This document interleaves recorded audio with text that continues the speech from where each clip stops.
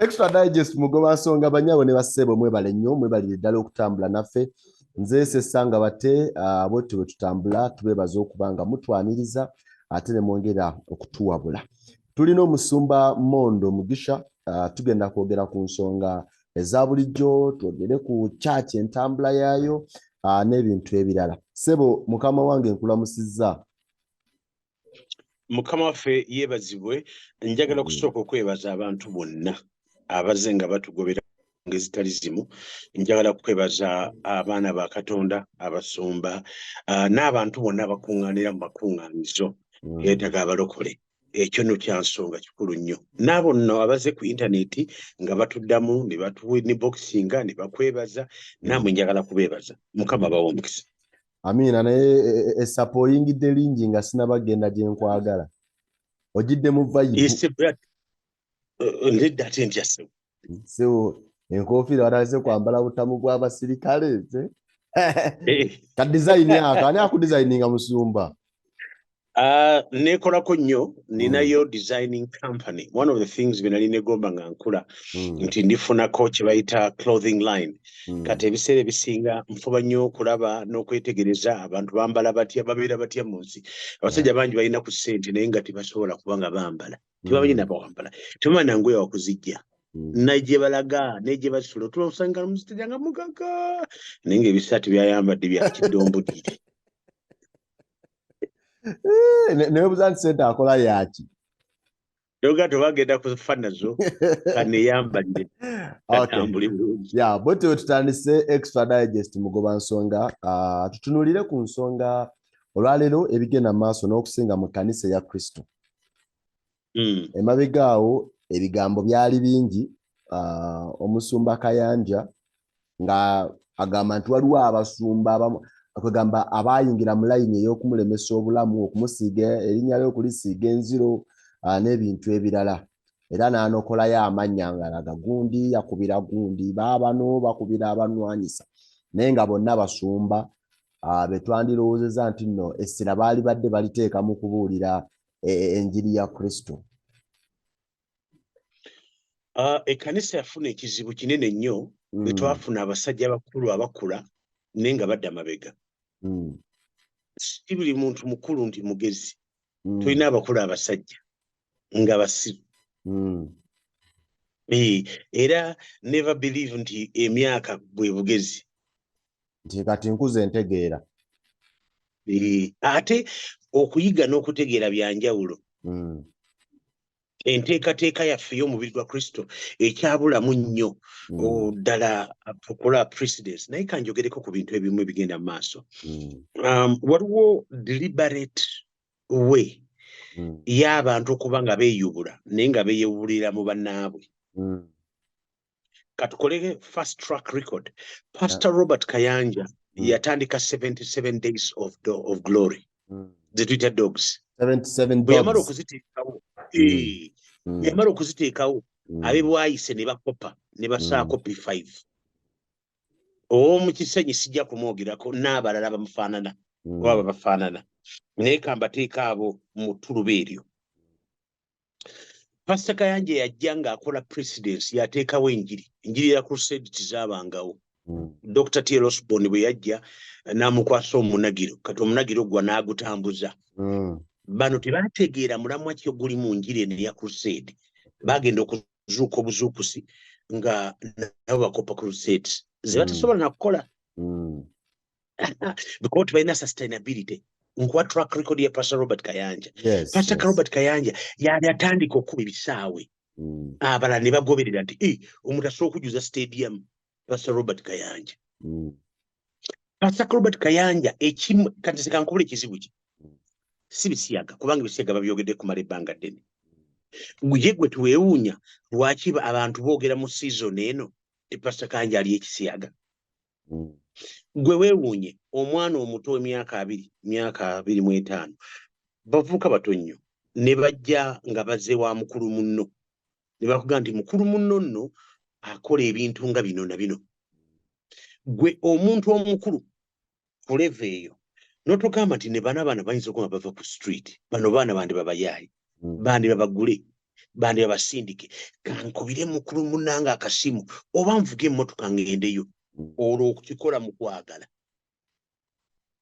ebyawandiko bikitegeeza nti oluganda bwakusobya oba bwasoba genda omutuukirire bwagaana leetayo babiri bwagaana leetayo basatu bwagaana olwo muteeke mu lujjudde abantu bano emitendera gya bayibuli nti kiganye naye emitendera gino gya bayibuli tebagituukiriza naye kyebaagala kiki njagala nkubemu ebituli mu bintu bino gw'obitegeere abantu bano bali mu sitooli obwana obuto bw'olabye mu lunaku olumu n'omuntu gw'olabidde emyaka 3 lwaki teweewunyaganya n'ogamba nti kangende ndaba omuntu ono bano bambulidde bino naye kangende noonyereze kangende mulabe twogeremu naye wakyaliwo emmeeza eyo abasumba bano abamu kubasobola okutuula ne boogerezeganya nga sinaba kutuuka ku mmeeza nkuwa digestion osooka weerowooze n'ono atutunulira era awulira asooka gyemu omuntu gw'olabidde emyaka 38 n'omuntu gw'olabidde ssaawa 2 n'omuwa ssente agende ku poliisi n'omuimpawalinga n'omusuubiza ebintu bingi muntu gwe bw'oba nga tolina bukyayi nga tolina kasajja ku mutima nga tolina nkwe nga tolina bujja nga towulira nti walemererwa ng'oli tomwagaliza era nga tomwagala wandibadde owulira nnyo eby'omuvubuka w'ennaku 3 nnaku 5 gw'otowuliranga nako gw'otomanyi nakumanyi gw'otoyatozanga bulokole tomanyi bamulokole si mulokole n'oleka ono gw'omanyi emyaka mingi nti kangende ntule ne munnange twogeremu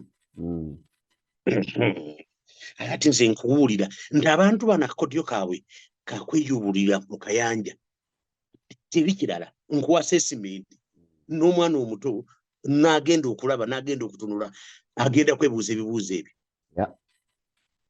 namba ey'okubiri okugyeko obubadiya buno bwekweyubuliza musumba kayanja bye lwagenda ku level ndala example kunula ku mbaga z'abaana bombi eyoweeri n'eyoweene Lubaga embaga zino zirina ebintu ebyenjawulo ensooka eno yasitula first lady w'eggwanga Mulamba w'eggwanga lya n'aleeta badelegates n'abantu abajja okwateninga embaga eno n'olaba ne assessment y'embaga y'eri waliwo ekizibu ekiri awo kitudde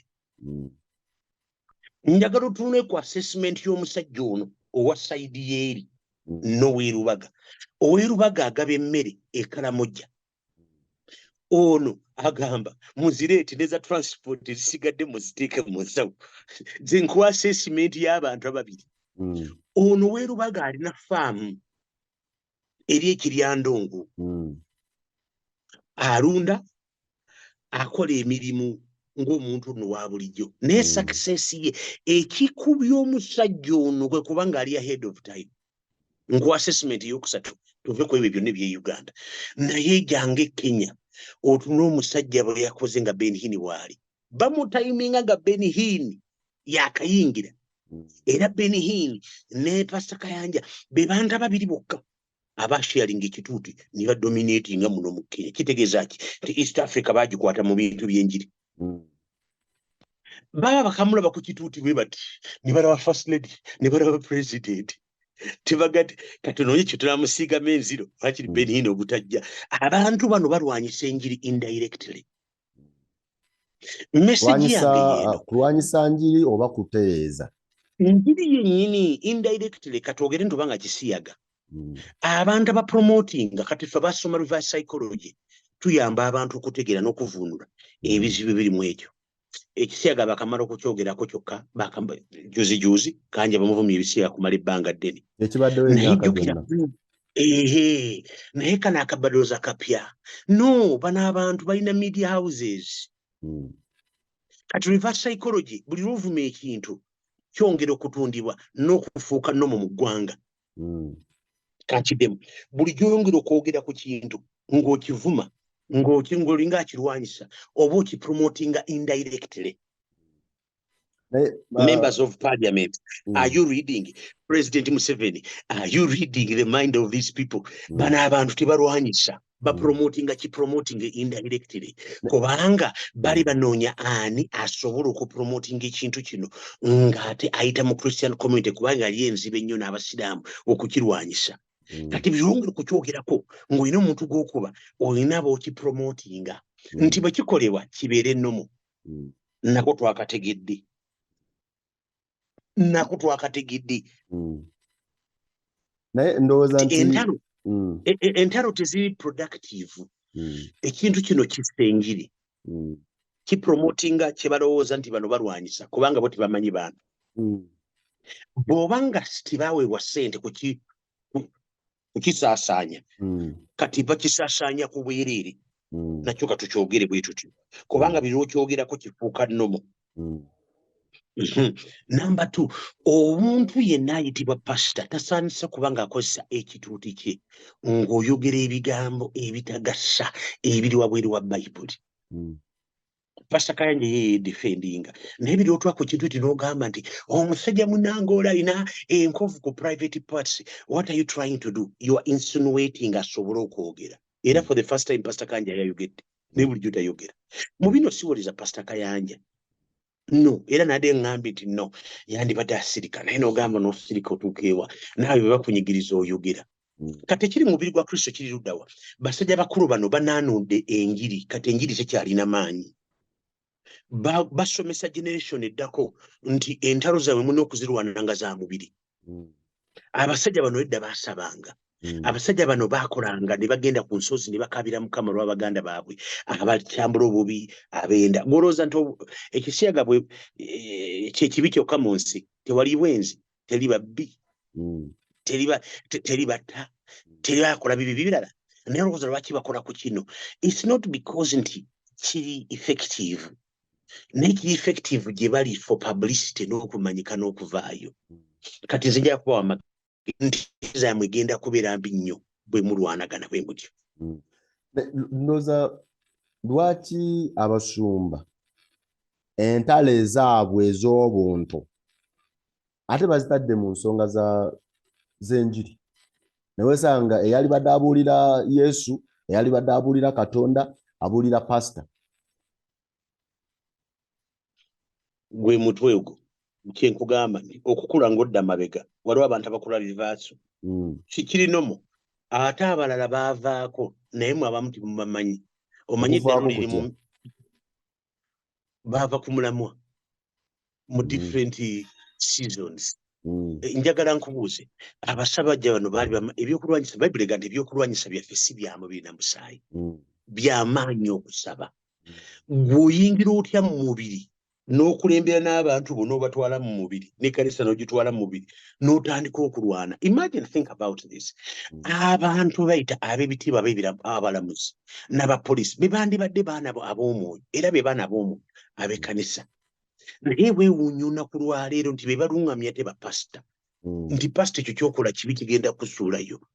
Naye bo bwe batuula wansi tebawulira nsonyi ng'ensi batunuulidde ng'amawanga gabatunuulidde ng'abaana be bazadde mu mwoyo abandi badde babalabirako ku kusonyiwa ku kwagala kusabira abantu abakyamye oba abagudde oba b'owulidde oba b'otegedde oba b'olabye nti boonoonye n'obaza ebbali n'obanyiga ebiwundu. Naye kati ebintu byaffe tubitwala mu lwatu. Gwe bw'otunula wansi tolaba nti abantu bano baava mu mwoyo. Pawulo alina ekigambo kye yagamba nti mwe abasirusiru Abagalatiya mwatandikira mu mwoyo naye kati mumalire mu mubiri. Kitegeeza nti birootakola bintu bya mwoyo oba otandise okufuuka omusirusiru. Era bw'oba otambula ng'oli musajja mukulu oli mu mmotoka naye oba olina amagye naye oba olina bakanyama naye oba ng'olina bakutuuma newankubadde ng'olina ssente olina leediyo oba olina TV naye birotambula bwe bati abantu bakugyamu baba baleeta enjiri kifaananyi ky'enjiri ekimeasuringa baga nti no ono abulamu ono ayonooneka. Kati nze kyenva nsaba taata bafa b'omwoyo nti ekituuti kya Mukama mu kiseema ekitiibwa enjiri mu kiseema ekitiibwa naffe muzadde mubaseeme tuleme okubatunulamu ebituli naye kati tulaasa okubatunulamu ebituli n'okuboogerako ekitali kituufu okuba nga tukola. Olwaleero bw'otunuulira bakitaffe mu mwoyo bwe baba nga tebakyabuulira Bayibuli nga babuulira bakompitita baabwe kuba kati enjiri yafuuka ya competition. Kyaki yange yesinga obulungi, nze nsinga abantu abangi, nze nsinga baminisita abangi, nze nsinga abagagga abangi. Enjiri kati awo yalaga tetukyali kukubuulira kyennyini Bayibuli yo kyegamba. Naye omuntu ono nze ali wano batte n'omuntu omulala abanoonya Katonda, abawulira nga twetaaga okunnyika omutima gwaffe mu Yesu oba mu Katonda, tetubanga abalina okutulambika okunnyika emitima gyaffe mu Yesu, ate bo owulira bali mu bizinesi. Ekyaki yafuuka bizinesi. Akabonero akasookera ddala kalaga nti omuntu yagwa, ye muntu kubanga agenda atawuluzibwe mu nsi y'omubiri nga yemuwa solution, nga Katonda takyali solution, nga Bayibuli tekyali solution, ng'ebyawandiikibwa tebikyakola gy'ali, ng'essaala takyagyesiga nti wasabira muganda wasobola okusumululwa, Omwoyo Mutukuvu bamugoba mu kyaki, kati bali ku bintu byabwe basiteginze, kati gano ge magezi gempa abakkiriza. Pasita obirira omuwa ekimu ky'ekkumi n'ekiweebwayo ng'akitwala mu bintu by'okwewozaako eyo mu kkooti z'abamawanga. Manya nti pasita oyo emikisa gye wandibadde ofuna kati ojja kugifuna, ojja kufuna bikolimu na bisiraani, kubanga olwana ntalo z'amafuta, entalo z'amafuta, entalo ez'otamanyi gye ziva.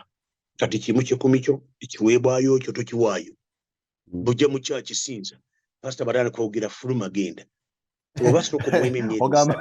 Ogamba nti nno endiga teziddamu kweta kimu kya 10 n'ekiweebwayo. Bibageza ne bali nkubuulira kino nkigamba abantu mugende mu kitestinge. Pasita obirwa abali mu ntalo ez'omubiri nga talumbiddwa naye nga bamulumbye, nga pasita we yalumba pasita munne, yalumba pasita ono, yalumba ono. Ate njagala mbategeeze mwe bapasita balumba n'abavuma, ate soogana kuba na bokka naye buli lw'okola olutalo ku pasita munno. Njagala nkutegeeze nti Bayibuli egamba nti ekkanisa eyange n'amaanyi ag'emagombe tegali giyinza. Ekkanisa ya Yesu si ya pasita. Leka pasita alimu okulimba. Yesu alina amaanyi agamala. Ekkanisa ya Yesu si ya bajjajja baabwe, kubanga ku ya Uganda twogera ku y'ebweru. Njogera ku kanisa ya Kristo gy'agamba nti ekkanisa eyange n'amaanyi ag'emagombe tegali giyinza. Kati pasita yena afuuka namulondo nga yafuuse Yesu, kati ayambadde Yesu, yamanyi aboonoonyi, afuuse poliisi, atambula, akangaliba, abeera ku kitu najja ng'ajjudde obusungu ng'avudde mu ofiisi. Oyo pasita takubuulira Mwoyo Mutukuvu, akubuulira mubiri. Era ebikolwa by'omubiri bya lwatu ojja kutandika okubiraba ate mu pasita oyo. Kyeŋŋamba kiikino bassebo ne bannyabo nti tuddeyo mu kanisa eri yasooka. Ekkanisa yali esonyiwa, ekkanisa yali okwagala, ekkanisa yazibiikirizanga. Bino ebigambo sandi byogedde naye ndabe nga bakyama, badduka bava mu kisa kiri kye baalimu, kubanga twabalabako. Nze abamu mbalabidde emyaka kumpi 4. Oli ow'ebwayise mulabye ng'azanya mu muzannyo ogwali ku Prayer Palace. By that time bagiyitanga Victory Church, I think esokufuka Victory nefuka Prayer Palace, nga kuliko gundi bagiyita omuzannyo baguyitanga ekyama ky'emizimu. Kakati oyo mulabidde kumpi emyaka 4. Oli wa saidi yere ebwayise. Kakati ate nze Pastor Robert Kayanja kamwogereko kubanga amumanyi. Pastor Robert Kayanja bwe yava gye bayita erubaga Kabuusu awakadde, nze nasenguka naye, nagenda naye ntinda ku Semawata Road, ne tuva ku Semawata Road ne tudda e Makindye mu Kizungu.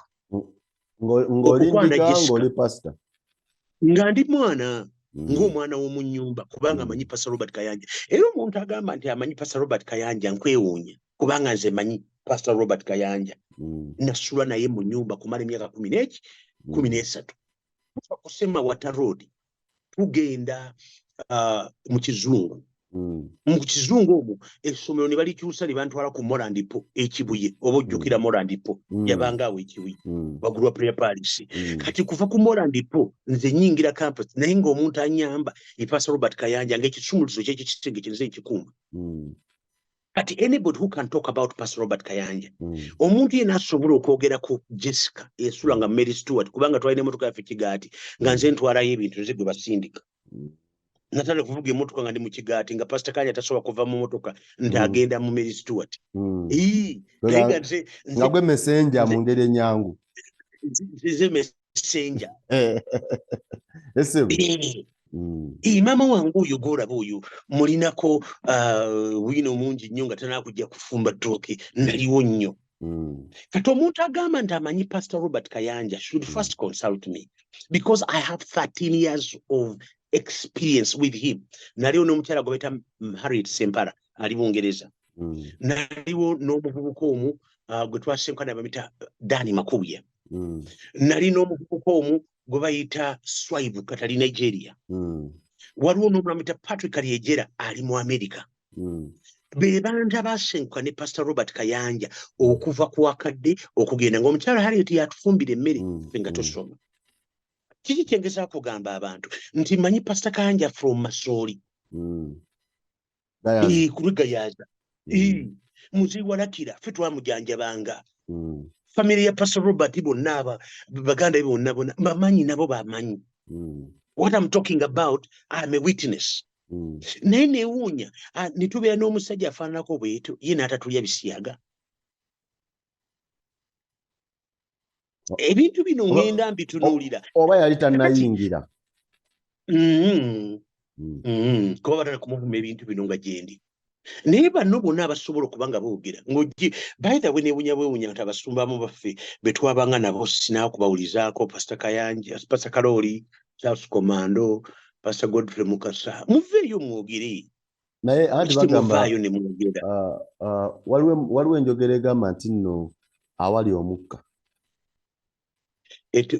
kituufu naye ate kyangu nnyo oli bw'abanga emyaka gyonna azze ono najja oli najja nga bonna boogera ku kintu ke katiba kokka ke basobola okulwanyisa okumunyeenya naye tanyeenyezeka kakati njogedde ku history oyo yenna wa Pastor Robert Kayanja kubanga mumanyi ng'omwana mumanyi ng'omuweereza ate mumanyi ng'omusuubi know him mu categories nga ndikifaananyi gyali ky'omwana ndikifaananyi gyali ng'omuweereza ndikifaananyi gyali nga omubuulizi w'enjiri so akatiba kano abasumba tebaze nga bakalwanyisa kati kokka naye bazze balwana ndowooza nga balowooza nti kinaamusuula ebyo byonna mbitunuulidde nga ntunula nti kakati katudde ku kino kiki ekibatawaanya they are selling the same mango to the same customer kati bakasitoma basenguka waliwo abaavudde mu kisenyi abadde bawaniridde obuweereza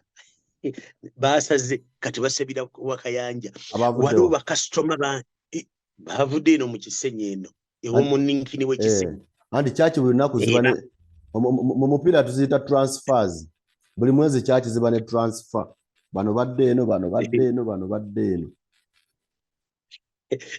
naye abatransferize ku mulundi guno abakoze firimu ne badde erubaga bangi kubanga bano abantu bo balowooza nti bajja kubuulira enjiri eno eya bulijjo Pastor Robert Kayanja mu buli session buli mwaka yeeyubula alina kyaleeta bano babuulira kimu kagoma ka Lubendera bwe kakaaba kenkuba n'ensirika bali kagoma ka Lubendera ke baliko biti yemu rhythm yemu kati nze kankuwa ekirala ndi bakasitoma basenguse baavudde eno mboni bagenda eri byambu oba obiirako obujulizi ebyo bikugamba bakasitoma basengukidde ddala no ate ku mulundi guno basengukidde ddala kutegeera nti basenguse tebabadde batono bekutema ebitole kakati bwayiise ate bwe basenguse nga tebagenze na Wakayanjawuka bagenze Wakakande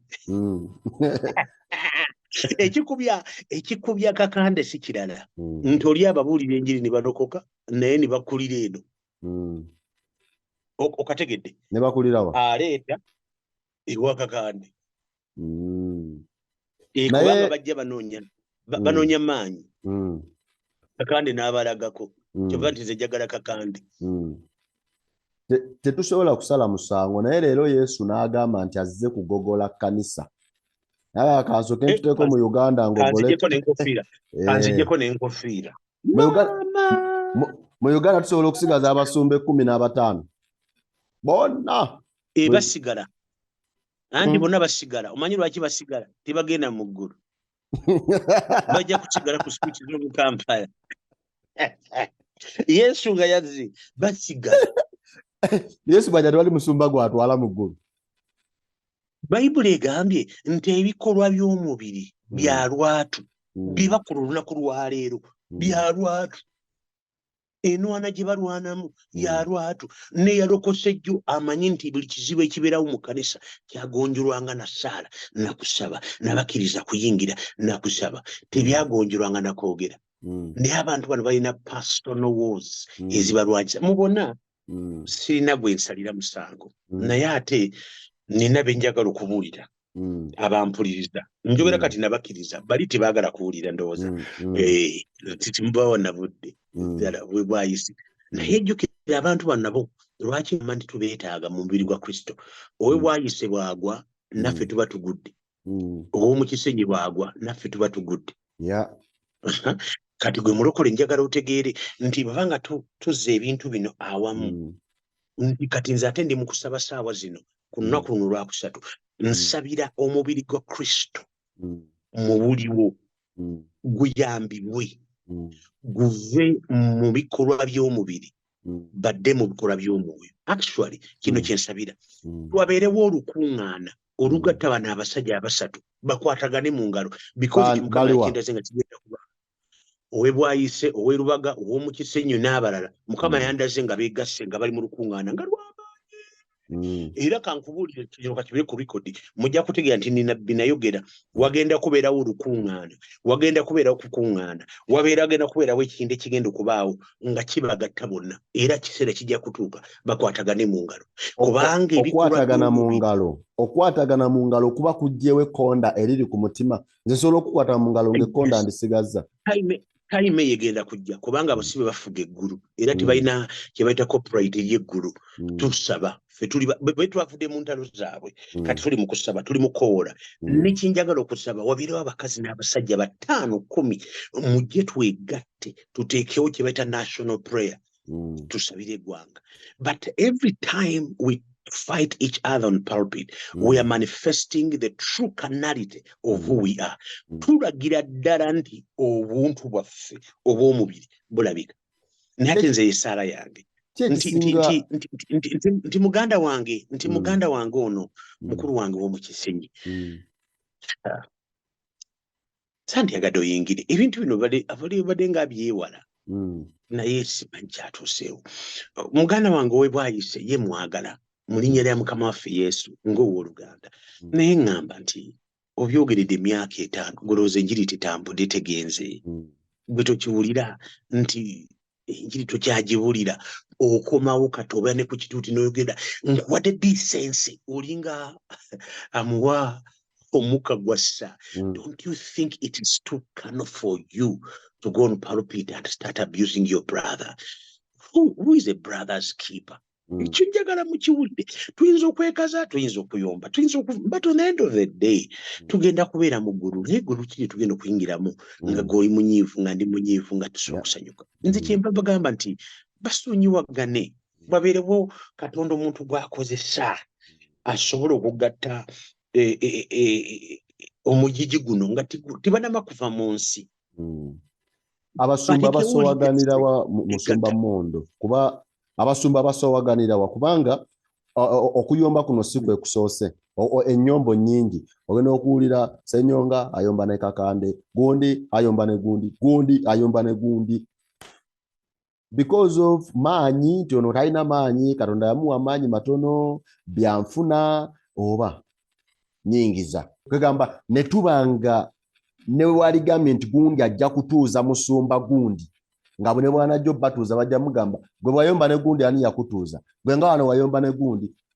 Kivudde kuba nti nabamu Katonda yabawa amaanyi mangi agawonya balwanira nambaazi balwanira biweebwayo.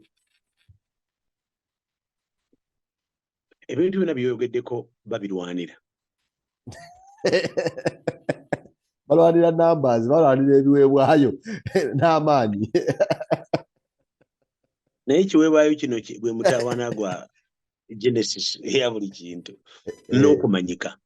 naye nagenda okukizuula nti n'abantu baffe bano abali mu gavumenti oli bw'amanya nti nsobola okubira gundi n'akola bw'ati n'embeera ne gundi n'akola bw'ati abantu abo babuzizza nnyo ekkanisa kubanga ekkanisa biro dependent politically teba na dependency of spiritual maturity kubanga esobola okukula kyokka according to the connections. Bw'okola study ya kkanisa y'omu Nigeria n'okola study ya kkanisa y'e Ghana is very independent from the political system. Nti gavumenti esobola okujja negamba twagala kino ne bagamba no. Example, Nigeria yagamba mu COVID nti muggaleewo. Abantu kizimbaga tujja kusaba. Tuyinza okugalawo ennaku eza bulijjo naye zaala z'okusaba. Ez'okusaba tujja kusaba. Tujja kusaba. Ne basaba. And I'm telling you, the government had. Who are the government? Are the people. The people. Abantu bwe bayimirira ku kintu ekituufu ne bayimirira kati ng'ekkanisa y'olunaku lwa leero abantu bano singa abakkiriza ba bulijjo ba isolatinga abasajja bano ne batabawa kimu kikumi n'ekiweebwayo kumala wiikisi 2 nga towaayo kimu ky'ekkumi nga towaayo kiweebwayo kumala wiikisi 2 bano bajja kutereera. Ekkanisa ezimu ziba tezigaddewo endiga kasazigamba nti kati omwezi teri kuwa kimu kiweebwayo teri kya 10. Bw'oba oli mu kkanisa nga pasita ali bizi ali mu kuyomba n'abasumba banne dduka ekiweebwayo ekyo kyowaayo waayo kya bwereere. Era bw'oba olowooza nti nnimba gwe gezesa olabe ogende oweeyo olabe wiiki eyo n'etambula wiiki ejja kuba mbi. Waliwo yali abuuza nti mbazaayo waliwo yali abuuza nti genda maaso ebizibu byaffe ebirala ebiriwo obujja jealousy omuntu bw'obeera n'empiiga oyebuuza nti naye ggwe ekitegeeza nti okusaba tokyakukiririzaamu era essaala zo tezituuka wa Katonda relationship yo ne Katonda yakutuka. So what do you resort? You resort to be physical. Kati abantu bali physical not because they are meant to be physical. They are physical because they are not spiritually tuned. Ekyokubiri, one of the things that show all characters eziraga nti wava kukkiriza Katonda ayinza byonna nti asobola okukyusa abantu n'omuntu kwe kumwataakinga oyagala omukyuse physically. It's the pure shame. Nti goyagala omuntu omukyuse physically. You want to change somebody physically. How did you fall? Wagwa kutuuka wa? Ekintu ekirala kye njagala okwongerezaako onsuubize ndaba mu basumba. Ezimu sandyagadde zoogere wano ku public kubanga nange nja kubaata embafaananyi. Naye ekigambo kiri kye bayita amalala kwewulira eggume nze ssekoko kati nga golowooza nti bw'oba oli bw'amaanyi ewuweeka ate naawalala oli bw'amaanyi ekigenda kukola bw'oba oli w'amaanyi ewuwo nga bakuvundamira eri ewala tewagenda kukola kati amalala mwegali gayiniramu. Oleeta embeera y'okulowoozesa nti omukulu akulira empya 2. Empya 2 bwe twali edda nzijjukira omugenzi Barak Kirya nga tanaakufa ne muzeeyi Manja Nkanji wabeerawo olutalawo ku Victory Church kati gye bayita Prayer Palace nga musumba Sirwadde agenda mu Ndeeba nga ne Gracious Mukasa yasigala awo gwe tweeta nga balabika omugenzi.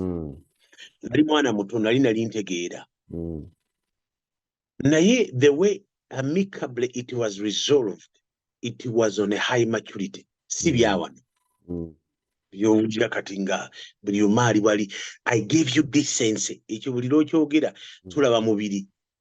I gave you decency. You don't give your brother decency. You are a brother's keeper. Goyina okuba nga omukuuma.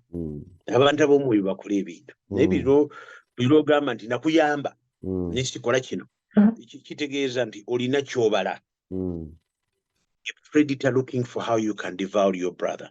Kakati naye mu byonna katubizingire wamu. You are manifesting shameful childish acts on the pulpit. It is very sad nti mwe mukikola si baana bavaayo si bavubuka bavaayo mudde ku mubiri gwa Kristo mugujjukire nti gye guvudde. Njagala mutegere ekkanisa ya Uganda gyevudde. Njagala mugitunuulire kuva ku Full Gospel Church, Presbyterian Church kugugudde meaning ekkanisa gyegenze ng'estruggling nga baredeemed ekabowa bamusumba kintu n'abantu abalala n'abamusumba mutebi ewali ku Full Gospel Church. Ekkanisa eyo gyevudde kyova olaba nti abantu bana bamanyi obulumi bw'ekkanisa nga Full Gospel Church redeemed ekabowa. Toli bawulira mu bintu bino. Sarcastic thing. Tosobola nga musumba kintu ayogera. Tosobola kuwulira nga musumba bunjo kati ng'ayogera kubanga mukulu kati ategeera. Tosobola okuwulira Apostle John Mulinde ng'ayogera. Abantu bootawulira mu bintu bino nga they are fathers in faith. Waliwo maturity and growth gye baatuukako. Ne bategeera nti kyakala ono si akuzigonjoola ensonga. Amaanyi gali ku maviivi mu kusaba mu kunoonya Katonda n'okukomagana nakulu kubanga you want it or not ababi tujja kubanga nabo mu masekati gaffe. Abantu abakyamu ebintu ebikyamu ekkanisa ddwaliro kankunyonyole gwe pastor Apostle Bishop mubampitire wano kamba nnyonyole musembere ekkanisa ddwaliro. Waliwo abalwadde abateekinga obudde bungi kuwona. Waliwo abalwadde abajja ne bawona. Emyoyo gino giwonera mu kkanisa. Empisa embi zikyukira mu kkanisa. Ate n'abasiyaga tetugenda kubagoba mu kkanisa.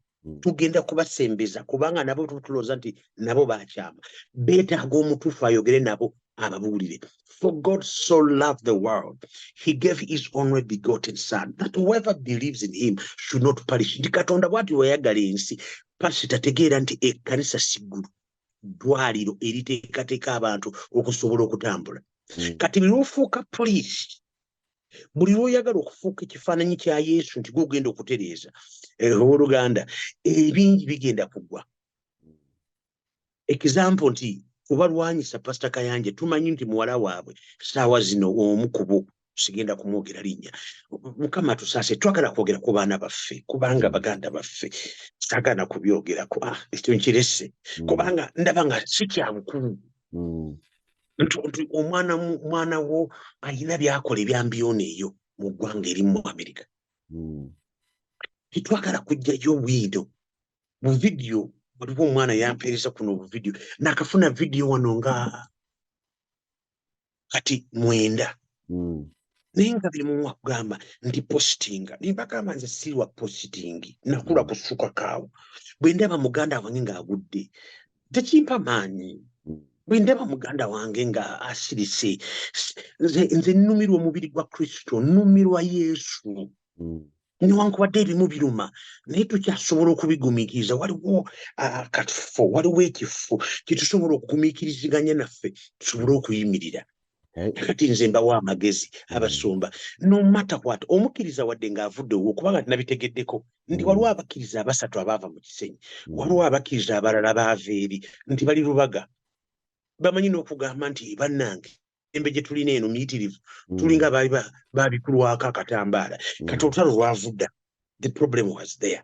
Banoonyeza kye basobola okipya okuleeta ng'ekipya tekiriyo ng'ebikadde balina okwogerako. Olutalo lwandiga. Ate Pastor Kanja naye endiga ezo tazimanyi na kuzimanya tamanyi basobola. Juzi nali njogera ne mugamba wange endiga ezo gamba ziddeyo n'agamba abantu abamaze okuviira ate n'abagamba nti abaddeyo bajja genda mu nsi bave mu kanisa. Kugamba n'otunula n'ogandi kati kankubireko webwayise wagala mukubirako ate ayita walala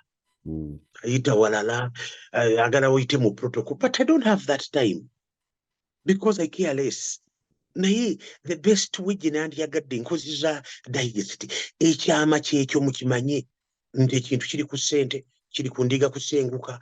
Immigration abantu bayimmigratinga ate wabeerawo ekipya bagenda kati awo ate science w'oli omukulu w'e Lubaga we yabasukira ndi atandika ebirala bo ne baddamu ne bakola byakoze.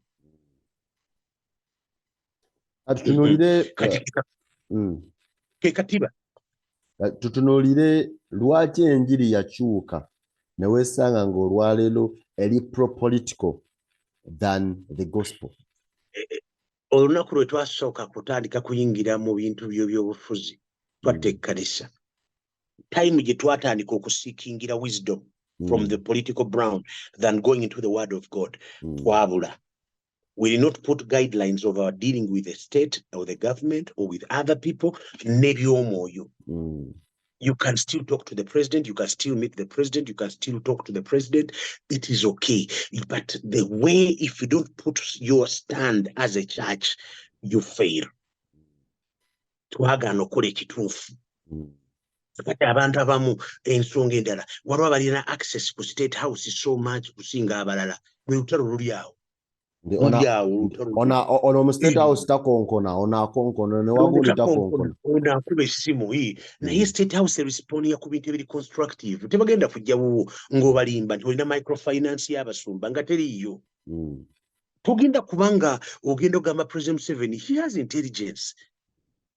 We have a good, clean security. We have the best security. President has ears on the ground. Kugamba nti mimi emmiri njute karamoja. President Museveni agenda kuwa access. Kubanga oyina ekintu ky'omwongerako. President Museveni is not a fool. That's why I tell people, I said, don't be fooled. There are people who cannot lead Uganda. Not now. Not today. You can take this to the bank, and I'm giving it to you. Uganda cannot be led. Bigamba buli abantu nti ngaba people power mbagala nnyo bambi mulina ambition, but you have not yet reached the maturity of understanding and assessing a generational leader and throw him away by going everywhere. Okumwatakinga, you're wasting energy. Kyekibaletedde okubanga mubulira politics. So muyambako tuli mu politics, yes. Kakati kanisa betuwa ku politics biki ebibaawo otandika kufuna conditional grants and favors from the government. Ziwooma zinungi. Naye kasita okwata oludda olwo nga toyabuddemu enjiri oyinza okugenda. Olina okumakinga sure nti you have a true balance and a line between the state and the church. That is one. Number two, tekikyasoboka kujjako nga bagenze mu kusiiba na kusaba. Kubanga jjukira nti akuba music kati ye state bakubira kadingidi. Ate bonna batunuulidde, you cannot believe it. Tesobola kubakyawa kuba bonna baagala. Naye tunula ani akuba nnyo music kusinga omulala. So bali ku ntoli kwe bazinira. Anaakuba nnyo. Ekkanisa yawambibwa. Tukyawulira bwe mulokola liyo. Kasita ekyoto kya 77 days kyazikira. Ekyoto kya P5 ewaayise ne kizikira. N'okusaba kwa overnight okwabanga mu Kisenyi nga kwetabiramu omusumba n'okusiba n'okusaba ne kuzikira. Setaani yaggulawo enzigi nasanga ebisumuzo nga biri ready n'ayingira eggwanga. Kati abantu abamala ng'obudde nga bali mu kusaba nga balina ekigendererwa kigamba nti Mukama taasa Uganda. Kati ate bennyini baguddewo oluggi lwa Setaani ne bamuwa ebisumuzo ne bamugamba nti kati jangu ozirire mu ntuli. Ate abasumba bano beerabidde nti abantu bano bawulidde nti officials bakuze babatunuulira babalaba.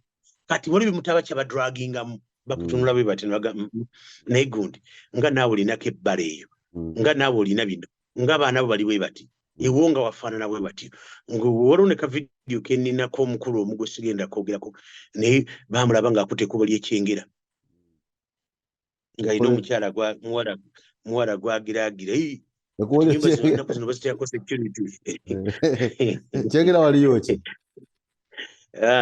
Waliwo ekyengera ekyagundu ebibala gyebiri. Akati ebyo byonna saagala kubyogerako kubanga tebizimba. Nze njagala tudde mu buntu nti obooluganda mulaba mutya bwe muva mu mboozi eyo ekituuti ne mwogera mu nnimi ku kituuti kyammwe. Olaba otya pasita ng'olese munno n'osooka oyingira mu kusaba. Ye lwaki temusonyiwagana mwena muli balokole? Ebyo mbibagamba kubanga bwe tutta ow'ebwayise ne tutta ow'omu Kisenyi bonna ne tubaziika tibigenda kutuyamba. Buli afa taddawo. Ate bonna ba mugaso kati bonna tubaagala. Kale tweyanza nnyo tweyanzege Musumba Pastor Mondo, Dr. Pastor Mondo Mugisha. Bwetyo bwe tutambudde olunaku lwaliro mpozi nga wali akatalekeka mukama wange. Akatalekeka nsaba biri mulokole yenna asponsoring olutalo luno sooka oluveemu.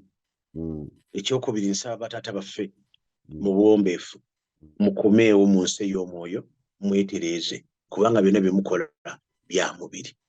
Abantu bwe mwadde mulungamya kati bwe babalungamya. Poliisi ebalungamya, amateeka gabalungamya, kati buli kintu kibalungamya. Naye mwe temulaba nti mwagwa. Namba eyokusatu nti bw'ojja ku kituuti tojja na bintu bikuluma ku mutima. Oba tolirweddewo omulala abuulire, naye nkwegayiridde enjiri yo eremu okuba nga eri driven eri omuntu omulala. Omwomutukuvu ajja kudduka. The Holy Spirit will run away. Ekyokusatu kozesa ssente za Mukama kulwana entalo z'omubiri ezizo nga ggwe. Birwane ng'ebyo byogenda ku akawunti yo n'essente za Mukama zireke. Ekyokusatu mwabasirisiro Abagalatiya mwatandikira mu mubiri, mwatandikira mu mwoyo, kati mumalidde mu mubiri. Mwatandika musaba, mwatandika musonyiwa, mwatandika mwagala, mwatandika muyimba haleluya, orphanage zaabanga zabyamagero kuwona, kati muli mu mboozi. Mwe mulaba tuli basiru abalokole baabuusi. Mukama bakuume. Mbagalizibwa ko bulungi mwe atulaba ababeera ku digest. Mukama bawa omukisa. Mwate abalwadde Mukama abawonye, abalina ebirwadde by'omutima Mukama abasaasire. Mwe abalibulira nga embeera egaanye, ate abasiraamu mu kisiibo kino kye mutandiseemu bigambo byange bye bino nti kiseera ky'okwekuba mu mutima, kwagalana na kutunuulira mu maaso gye mulaga. Enywezi okkiriza kwammwe muve nammwe mu ntalo muzikooye mu mizikiti. Ani asika mutandike mutereeze obulamu bwammwe. Mukama bawa omukisa. Tunaaganolanga digest ate enjaziza. Nze omusumba Mondo. Tuyanza nnyo tuyanzege Pastor Dr. Mondo Mugisha. Abote bwe tutambudde extra digest mugoba nsonga nze Sesanga Bate the great Idris Lukwago ne Dan Mugoya bwe tutambuza ensonga zonna.